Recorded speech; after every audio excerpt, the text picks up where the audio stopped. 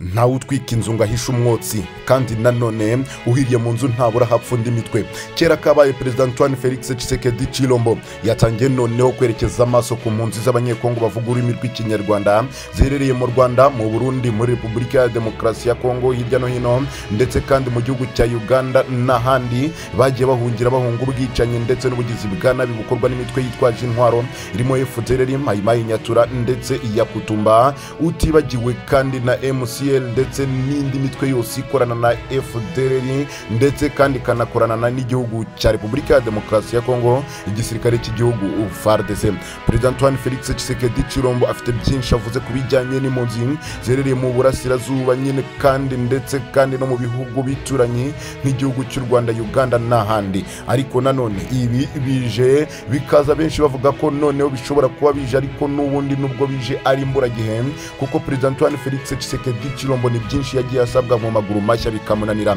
dore ko bikomeje kuvugwa ko M23 mu mugambi wabo bashaka gufata umujyi wa Goma mu biganza ndetse kandi ngo abarwanyi bayo benshi bamaze kugera mu mujyi wa Goma, bamaze kwasakara hirya no hino, hamwe mu bahabateza ibibazo cyangwa se bimwe mu bigo bya gisirikare biri gucungishwa ijisho n'intumwa zikomeye kandi zihariye za M23, dore ko imihanda yose yerekeza mu mujyi wa Goma yose yamaze gufatwa kandi impunzi zikaba zikomeje kuba nyinshi ziturutse muri teritwari ya Masisi, Sake ndetse n'ahitwa mu Ibambiro, nyuma y'uko indege ya Repubulika ya Demokarasi ya Kongo ya Sukhoi 25 ihanuwe ndetse n'ibifaru byose byari biri gutwarwa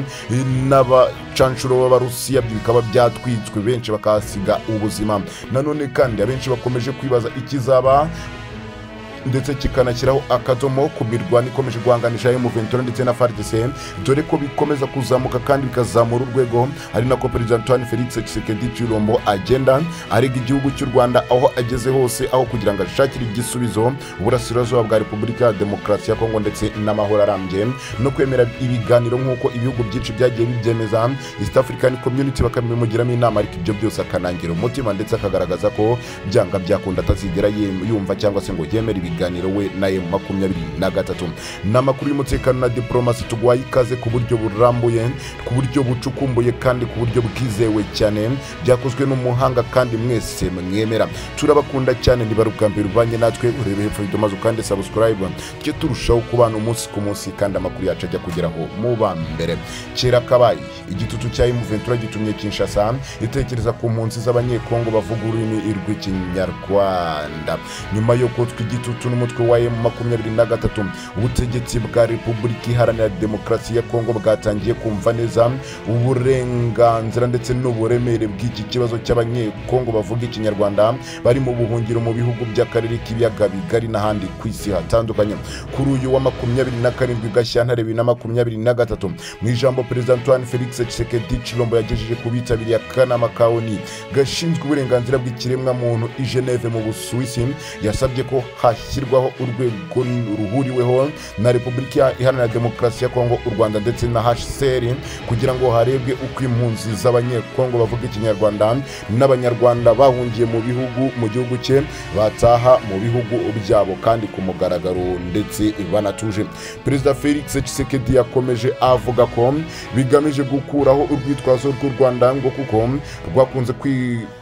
kwigira umuvugizi w'abanyekongo bavuga ikinyarwanda. Yagize ati kubirebana n'abanyekongo bavuga ikinyarwanda, guverinoma ya Repubulika ya Demokarasi ya Kongo yasabye ishami ry'umuryango w'abibumbye rishinzwe impunzi HCR gushyiraho urwego ruhuriweho na Repubulika ya Demokarasi ya Kongo, u Rwanda ndetse na HCR kugira ngo hashakwe uburyo impunzi z'abanyekongo bavuga ikinyarwanda n'abanyarwanda bahungiye muri Repubulika ya Demokarasi ya Kongo batahuka mu bihugu byabo hubahirijwe amategeko mpuzamahanga arengera uburenganzira bwa muntu. Ibi kandi ngo bigamije gukuraho urwitwazo rwa leta y'u Rwanda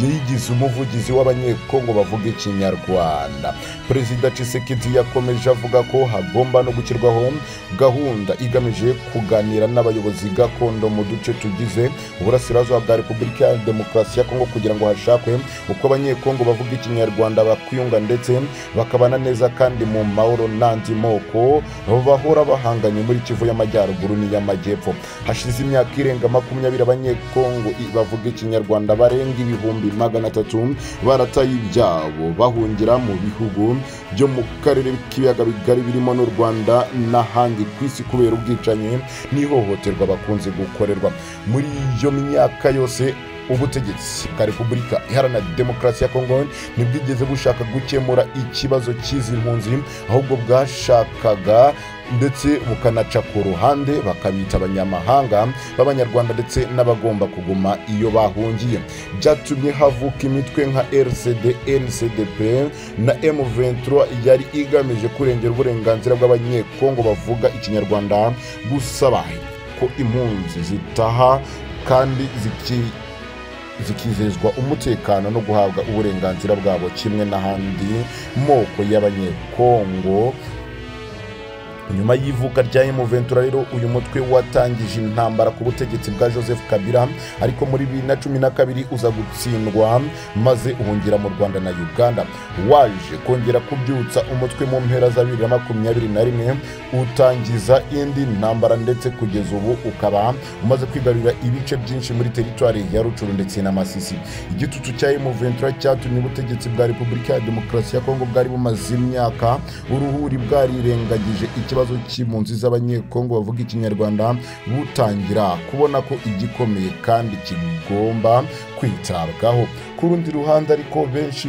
bakomeje kugaragaza imbogamizi zishingiye ku mutekano w'izi mpunzi mu gihe zaba zitashye, kuko ubutegetsi bwa Repubulika ya Demokarasi ya Kongo butarabasha kwambura intwaro imitwe nka FDLR, Nyatura na Maimai ya Kutumba n'iyindi ifite uruhare runini mu gutuma abanyekongo bavuga ikinyarwanda by'umwihariko abo mu bwoko bw'abatutsi bahunga igihugu cyabo. Ubutegetsi bwa Repubulika ya Demokarasi ya Kongo ahubwo bwahisemo gukorana n'iyi mitwe mu ntambara buhanganyemo na M23, cyane cyane ko buzi neza ko abagize iyi mitwe basanzwe bunga urunana abanyekongo mu bwoko bw'abatutsi. Abakurikiranira hafi ikibazo cy'umutekano muke mu burasirazuba bwa Kongo bemeza ko mu gihe ubutegetsi bwa Kongo butarabasha guhagarika imikoranire no kwambura intwaro iyi mitwe yazengereje abo mu bwoko bw'abatutsi, bizagorana cyane ko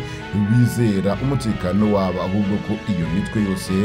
yabanza kwamburwa intwaro kugira ngo izo mpunzi zibashe gutaha zizeye umutekano. Gusa benshi bemeza ko bizakomeza kugorana, dore ko muri iyi minsi igisirikare cya Repubulika ya Demokarasi ya Kongo FARDC kiri guha iyo mitwe intwaro nyinshi mu rugamba bahanganyemo na M23, bishobora kuzagorana cyane kugira ngo cyongere kuzibambura, dore ko noneho bishobora kuba nko kwatsa umuriro, ndetse ubwabo bakaba bameze nkaho bari kwisoreza urugamba ndetse bakaba bari kurushoza ku banyagihugu babo, ndetse kandi bikaba bizagorana ku basirikare ba FARDC kugira icyo bakora ndetse no kugira icyo bakwigezaho mu bijyanye no kwambura intwaro abanyagihugu ndetse na ziranye ishyamba zose zibarizwa mu burasirazuba bwa Repubulika Iharanira Demokarasi ya Kongo. Tugwaye ikaze ku makuru yose y'umutekano na diplomasi n'ibigenda bigarukwaho ku bitangazamakuru bitandukanye. Amakuru yacu nakagaruka. Ciao ciao.